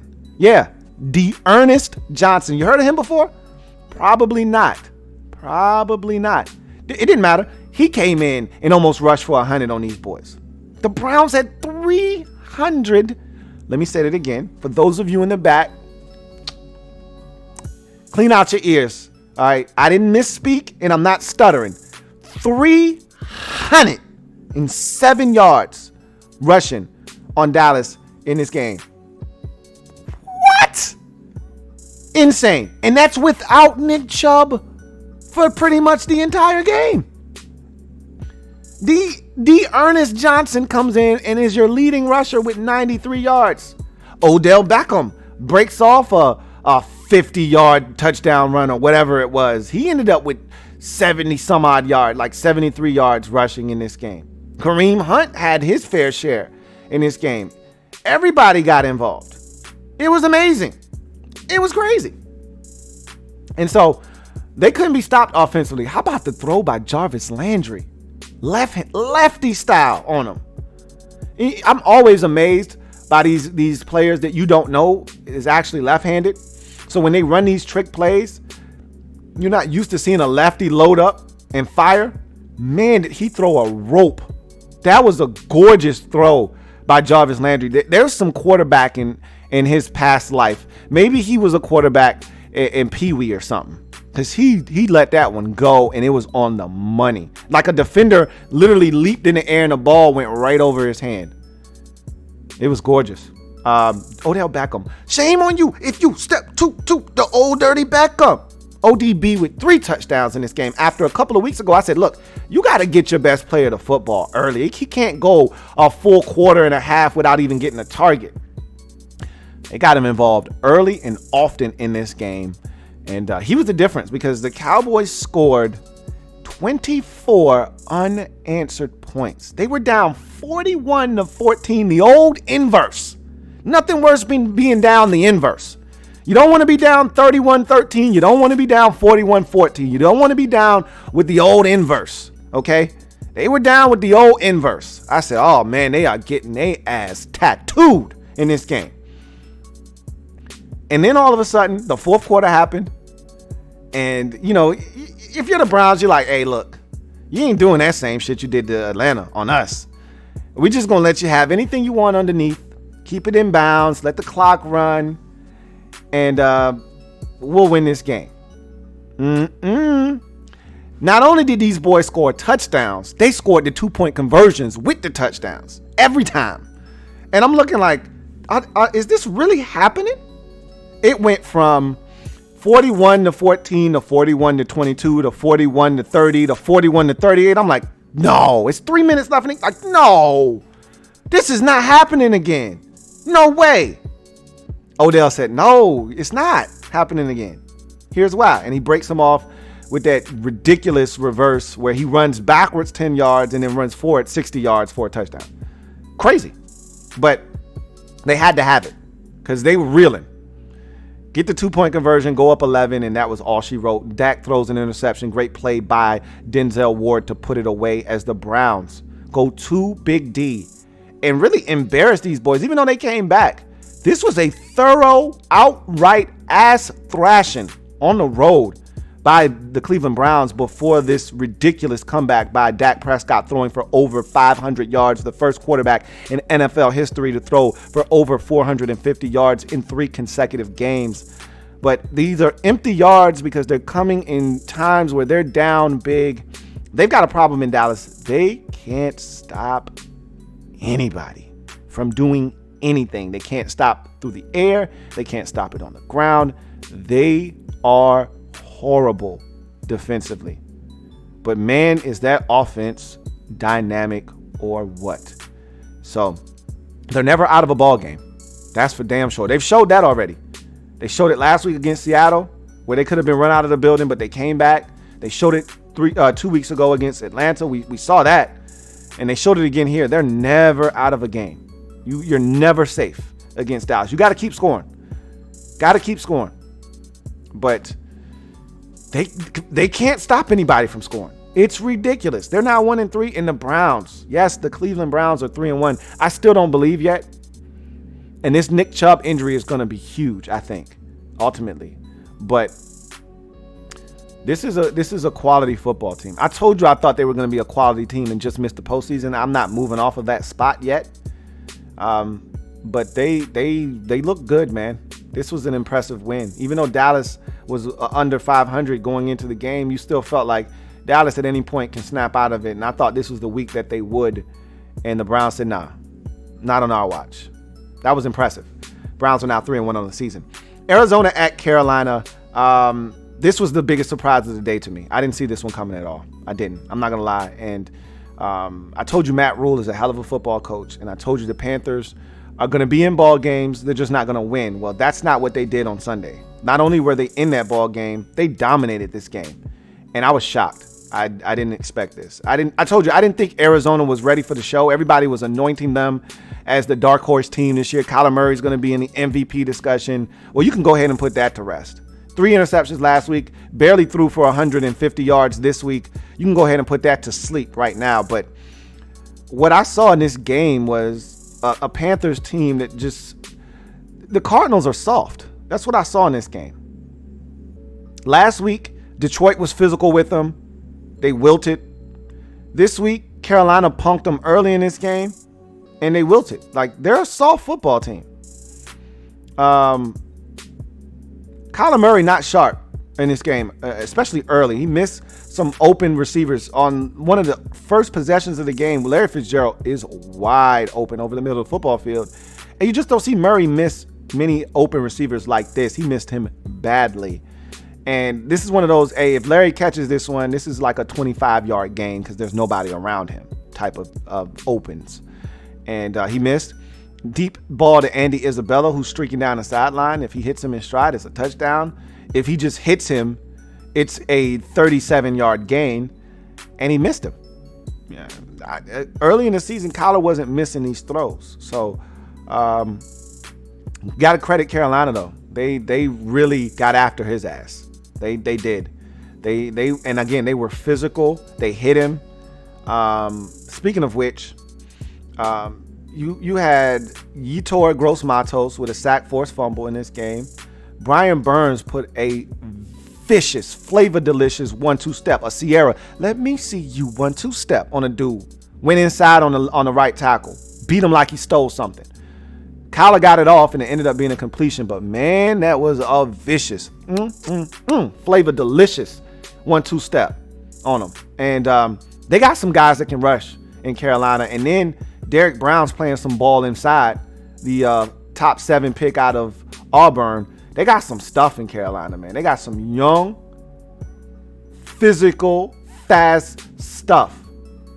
Shaq Thompson is out there playing ball.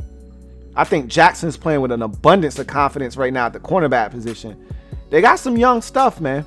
They still trying to figure it out. But I'm telling you right now, look out for Carolina.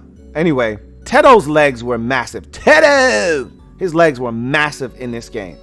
Had a 4th and 1 naked boot that he took, ended up picking up like 11 on a 4th and 1. His touchdown run was as impressive. I didn't even know Teddy could do that. I did not know Tedo was capable of breaking a couple of dudes off on one run. Shook a dude, broke that tackle, broke another dude off on a cutback, and then got into the end zone. I'm like, where you get that from, Teddy? He said, Teddy Grahams. Oh, okay. My fault. I didn't know. I need some of those. Teddy was out there moving, man. He can make some real questionable decisions with his arms, though, man. You got to watch Teddy because he start feeling himself. He get into a little rhythm, and then he'll try some shit where you be like, hey, Teddy, what you doing, man? Why you do that? He said, I thought I could squeeze it in there, man. My fault. Almost like bruh man on Friday. Hey, bruh man, I shouldn't have done that, huh? No, Teddy, you shouldn't have done that. Don't do that again. All right. Like, there's a couple of throws in this game. One of them gets picked off in the end zone. And there's another one that could have been picked off. I think that one that did get picked off in the end zone, he was out of bounds. The one that did get picked off was Patrick Peterson on the sideline. He had another throw that should have been picked off. He threw it into double coverage. And I'm like, what you doing, man? Y'all are up in this game. Y'all are in control. You don't need to do that. So you got to watch Teddy. Because he'll have a 2-3 interception game on you. He's already had one of those this year. You know, when he's clean, they got a shot. You know, when he throws one, they still got a shot. When he throws 2 or more, they're not going to be able to overcome that. They're not good enough as a football team to overcome multiple turnovers. So he's got to be a little bit more careful with the football. But he seems to be a really good influence on this football team. So is Mike Davis. It's amazing because you think the first thing you thought, no Christian McCaffrey, they're in trouble. I thought the same thing. Mike Davis is such a physical runner and finisher. And he's got a little bit of wiggle to him too. He's been outstanding. He was the reason they won last week. That and the defense. Then you go to this week and he had another phenomenal game. Like, Mike Davis is playing his ass off right now. Cards are an aggressive defensive unit and Panthers use that against them. They bootlegged the shit out of them in this game. Oh, you want to come downhill aggressively? We're just going to boot and get to the outside and we're going to dump it down. A couple of big plays, a couple of touchdowns on these boots. Guys wide open. Bonifant caught a touchdown right before the half on a bootleg, wide ass open. They caught them being aggressive in this game and they used it against them by getting to the edges on boots, man. It was a great game plan, beautifully executed. And I'll tell you what, man, don't look now. But the Carolina Panthers are back to 500 and are one game out of first place in the NFC South. Who knew? I damn sure didn't. Meanwhile, for the Arizona Cardinals, after the hot 2-0 start that had everybody buzzing, they've dropped 2 in a row and looked pretty damn disgusting in both of those games from an offensive standpoint as they struggled. They were really bad offensively in this game. Credit Carolina, but man, they were egregious offensively in this football game. It didn't hurt that they lost their running back, midway through this game in Kenyon Drake. It seems like he's going to be fine, but it did not help them throughout the course of that game. Big win for Carolina. They're now 2-2. So is Arizona with the 31-21 win over the Cardinals. You get to the next game, Indy at Chicago. This was a big one for me because I needed Indianapolis to prove to me that they were legit. And they did. And I love the fact that they can win ugly. If they need to, they can score 30. But if they have to, I can hold you to less than 15 and I can beat you that way. This was a sloppy game. It was not for the faint of heart. If you want offense, this is not the game for you. I'm going to tell you right now, though, Nate Eberflus's D is legit. He's got these boys flying around, and they played the entire second half without arguably their best piece at the linebacker position, Darius Leonard. He was out of this game, and they didn't miss a beat. They don't give it up. They don't give it up deep. They keep everything in front of them. They're disciplined. They don't make mistakes. Their corners break on footballs. Rock Ya-Sin is playing some ball out there, man. He's exactly his name. He's rock solid out there. And he's rock steady. And I can keep going with these. I'm not, though. I'm just going to tell you that this defense, they playing ball. They're getting some production out of Justin Houston, even though he's 867 years old. He's still playing good ball. They traded for, and a lot of people will question, why would you trade all those picks and give all that money to DeForest Buckner? Because he's a stud. That's why. He's man in the middle of that defense and causing problems. He was a problem yesterday. This is a good defense, man. A really good. You know who else is playing some good ball? The rookie safety out of Utah, Justin Blackmon, is playing some ball, man. They got some fun players to watch. I was watching Justin Blackmon yesterday, and I remember somebody saying that I respect, saying, this is a guy that just made the conversion to safety not too long ago, and he's still raw, but I'm going to tell you what, the talent is here, and this guy's going to be a hell of a player if he puts it together. I'm seeing it, man. I didn't know he was this physical. I knew he was an athlete. He could run. He's got ball skills. He's fun. I'm just going to say it. He's fun. That defense is fun. And they were legit. This Colts team will be dangerous if Phillip Rivers doesn't turn it over. I'm going to just tell you right now. If Phillip Rivers takes care of the football, and the beauty is he doesn't even have to do much with this football team. Just don't turn it over, man. And they got a shot. And he almost threw a pick in the end zone. Almost took points off the scoreboard. In a game where you only score 19, you can't afford to have points come off the scoreboard. They got a field goal out of possession. That's a big field goal. Because the difference between a touchdown beating you and the other team needing a touchdown and a 2-point conversion just to tie you is that field goal that almost was wiped off the board because he almost got picked off in the end zone by Raekwon Smith. But he stepped out of bounds before he caught the ball. So Phillip has to be a little bit more careful, man, with some of his decisions that he makes. He got to take care of the football. But he was solid in this game. He wasn't great, but he was solid, and that's all he needed to be. Defense was playing ball. Don't mess it up. Bears didn't get into an offensive rhythm until it was too late, man. The first start for Nicholas Foles and no Tariq Cohen, you could tell there was a little bit of them being out of sync in this game, And not that Tariq Cohen is a massive part of the offense, but he's a big enough part of the offense that not having him for the first time, it was a little different for them. And this wasn't Nicholas Foles off the bench in a relief effort where he can just come in and be loosey-goosey. We put a game plan around your skill set. Now you need to go out and execute, and they didn't do a great job in this game until it was too late, until they were down 19-3, and the Colts were like, all right, you can have it. You just got to do it in a fashion where it take you a long time to score, and you eat up the clock, and we're pretty much in the clear if we can recover this onside kick, and they did. Mo Alley-Cox's emergence has been huge. Their tight end goes down, and he stepped up, and now he's a real weapon for them. Like, you go into the game now saying, hey, we got to make sure that Mo Alley-Cox doesn't hurt us. And that's a good weapon for them, especially in the red zone. He's such a big target, and he's an athlete. He's an ex-basketball player. You know how those guys translate well to the NFL as tight ends. He's starting to really get comfortable in that role, and I think he's going to be big for them this season. I like this Marcus Johnson guy that you got here from Texas. He made a hell of a catch on a 50-50 ball. You got a lot of these guys because Phillip is not adverse to throwing up a 50-50 ball. And Marcus Johnson went up and got it. You got another guy that you drafted in the second round out of USC and Michael Pittman Jr. that'll go up and get a 50-50 ball. You need big receivers that aren't afraid to go up and get the 50-50 ball, because Phillip is going to throw 50-50 balls up and allow guys to make plays. And Marcus Johnson made one. And you got some guys. You got some stuff out there in Indy, some stuff that I like. This Bears defense is good when it's healthy. Like you hold a team to 19 in this league, 8 times out of 10 you're gonna win the football game.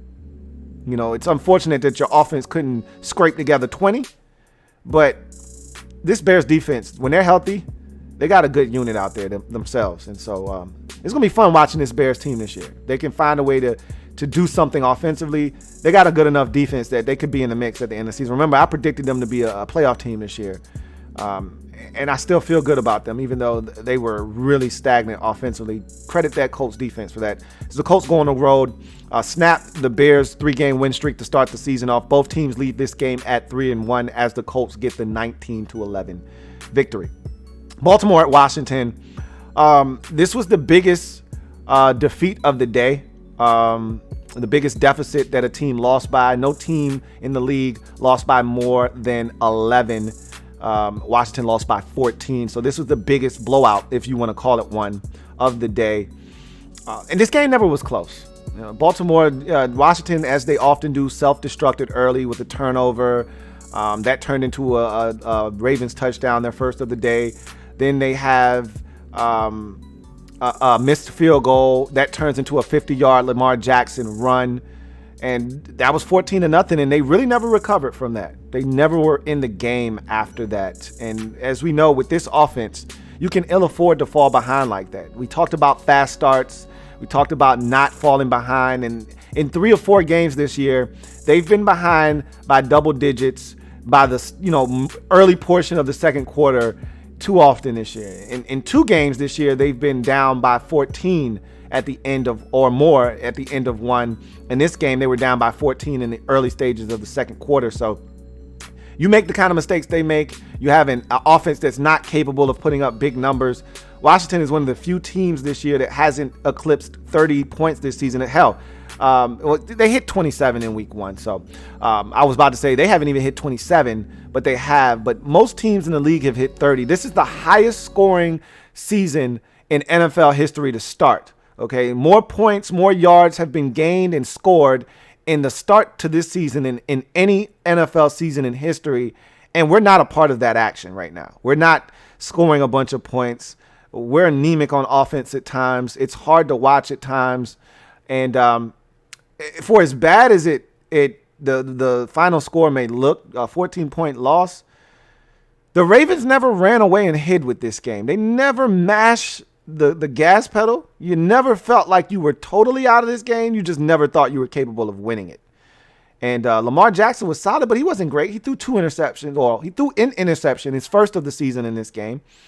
And, he missed a couple of throws, but he made some throws. That touchdown pass to Mark Andrews right before the half was a backbreaker, and it was a hell of a throw rolling to his left. He was good in this game, was Lamar Jackson. Good enough for them to get the 31-17 victory, get to 3-1. It was a good bounce back for them, but they still feel like they're a little off. They don't feel like the dominant team we saw last year. But look, as long as you're winning, keep stacking them up like bricks in the left-hand column while you're trying to figure out what exactly is wrong, because I still can't pinpoint what exactly is wrong with this team, offensively or defensively. But you're winning. That's all that matters. Keep figuring it out as you're winning. They do that in this game, 31-17. They're 3-1. Washington is 1-3. Giants at the Rams. This game was scary because I didn't think that this game would be as close as it was, and this was my survivor pick.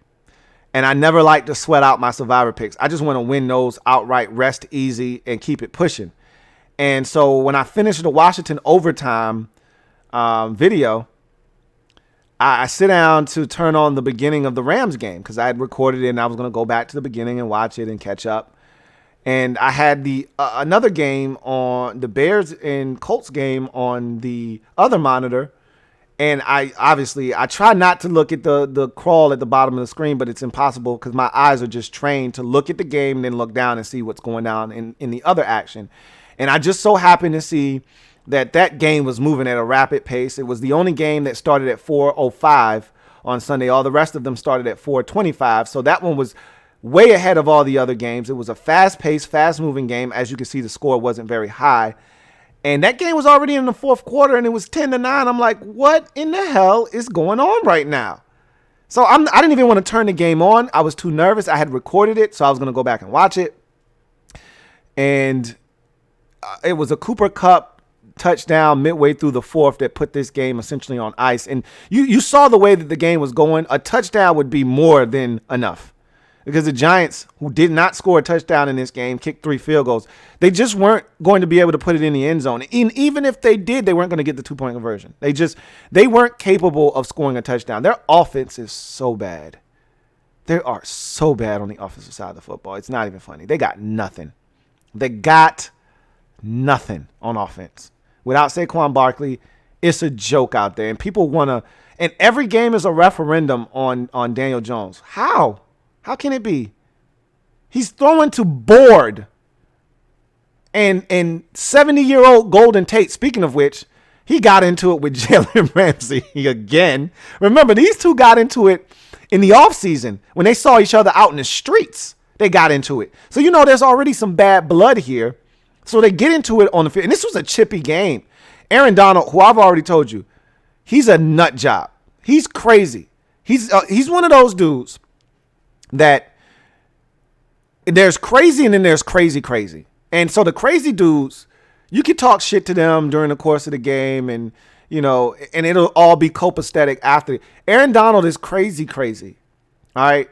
He's Richie Incognito. He's Kyle Turley. He's Steve Smith Sr. You don't F with certain guys in the league. He's one of them. He's the dude that will try to rip your face mask with your neck and head still attached to it and rip the shit off. And he's capable of it because he's so goddamn strong. He's like a big walking muscle. And so for some reason, this Giants center thought that he was big and bad enough to talk shit to Aaron Donald, and Aaron got in his face and tried to rip his head off. I'm like, Aaron, no, Aaron.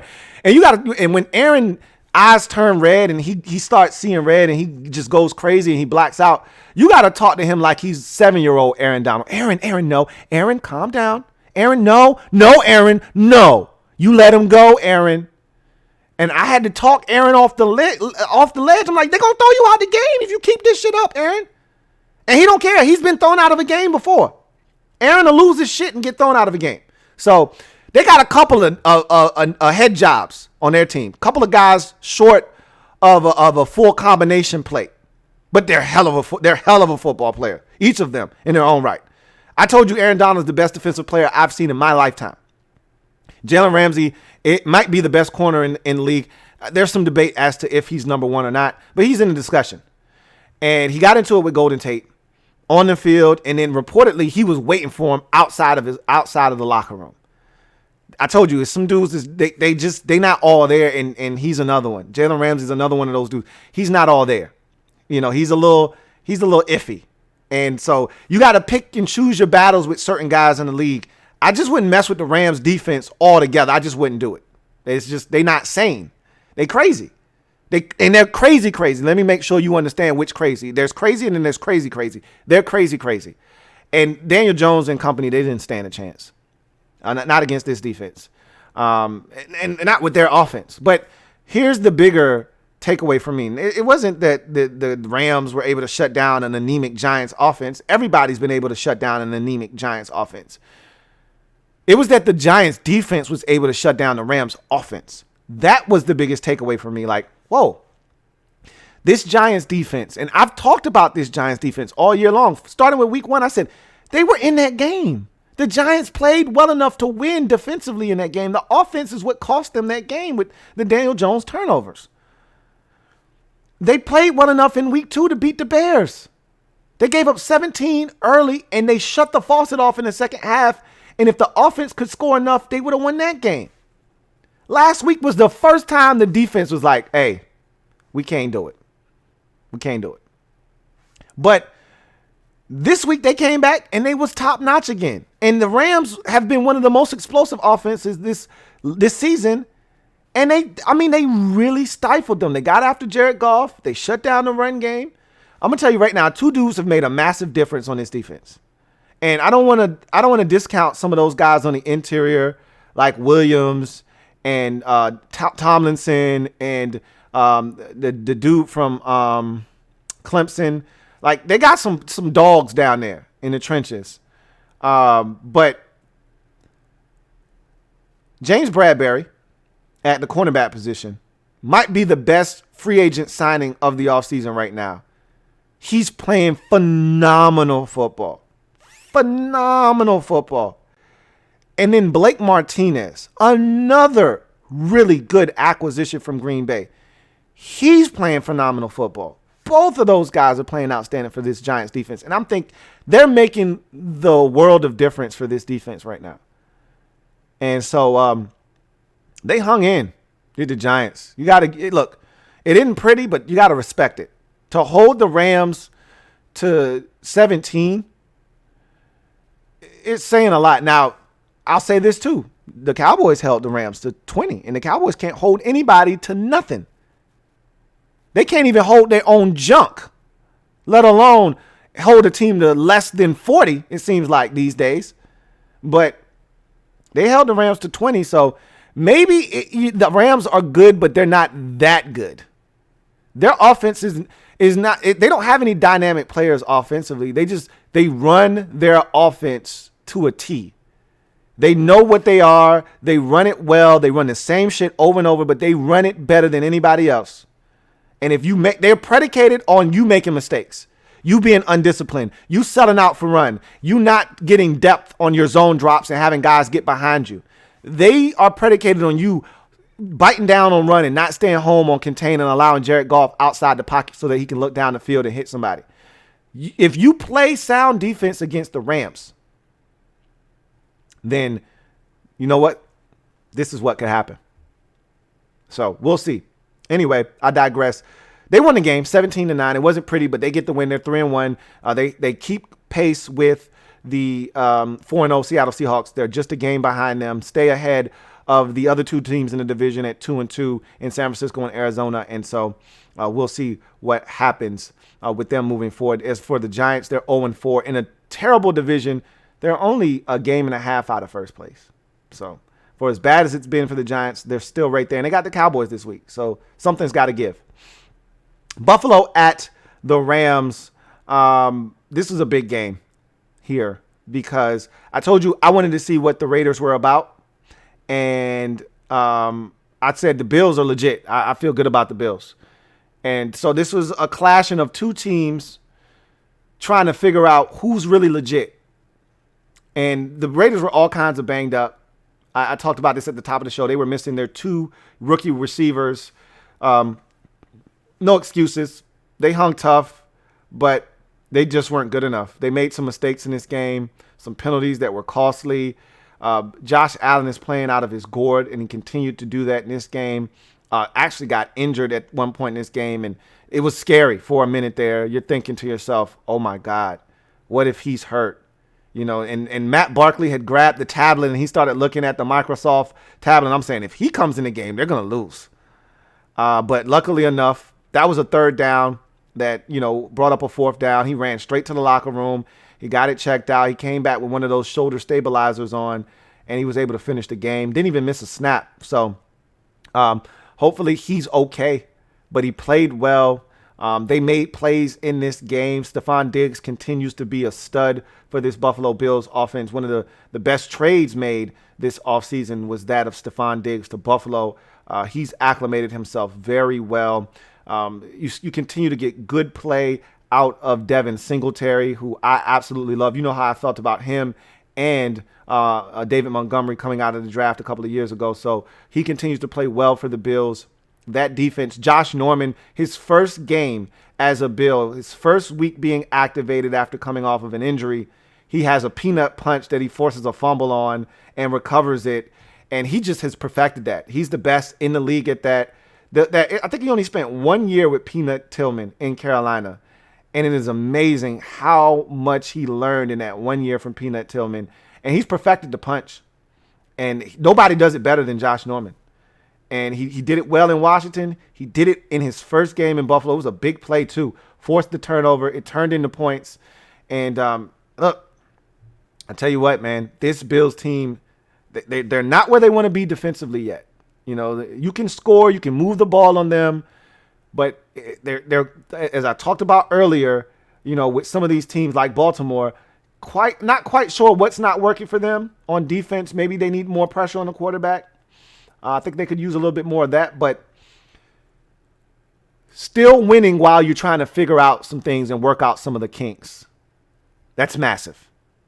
That is massive, and that's what they're doing. And so at the end of the day, it's a big win for them, 30-23. They get the win. For the Raiders. Injuries suck. They've had some injuries along the offensive line as well. That's hurt them. But I don't think they've done enough to get the football to some of their playmakers, i.e., their running back, Josh Jacobs. I think he needs more touches, especially when you don't have some of these guys available to you.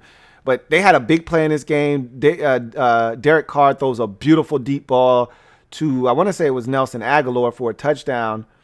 He gets behind the Bills defense, and it's called back due to an illegal formation. Like, those types of penalties kill you. Kill you. You can't have those types of mistakes. You're not good enough to overcome them. So you had the fumble I talked about. They made too many mistakes in this game to beat a team that's better than them. And so they lose this game. They fall to 2-2, and it doesn't get any easier for them. They've got Kansas City and Tampa Bay after the bye week for their next two contests. They could easily be 2-4 after starting the season off 2-0. We've already talked about the Sunday night game. I don't really need to rehash that. I did a whole video on that. Big win for the Eagles. They take sole possession of first place in the NFC East at 1-2-1 with the win. Meanwhile, a devastating loss for the 49ers. They dropped to 2-2. It was a really tough game for Nick Mullins. Got benched at late stages of the fourth. In comes C.J. Beathard to try to save the day, and he almost did, but they fall short 25-22. So let's get to garbage time. And I see some comments over here. I see breaking news. Bill O'Brien is fired. I don't have my phone. Yes, I do. I got a phone. I got a device right here. So I'm going to check just to confirm this, because sometimes I've been trolled before in the comment section. I don't think y'all would do that to me, but I've been trolled before in the comment section. So I got to always do my due diligence before I just run off with something. Yep, Bill O'Brien fired. That's good. I almost feel like I called that one, but I didn't. I just said I was on the train. But this was a long time coming. And you can't do the things that he did and think that you're going to get away with them. Like, eventually, it's going to catch up with you. And the only reason he was still their head coach for this long is because of Deshaun Watson. And, as we later found out, DeAndre Hopkins. He thought he was bigger than all of the parts on the team. He thought that, I don't need you. I got Deshaun. That's good enough. No, it's not. He had to find that out the hard way. He kept getting rid of guys. He got rid of Clowney. He got rid of Hopkins. He kept moving on from players. All right. He moved on from Dwayne Brown. He just kept moving guys.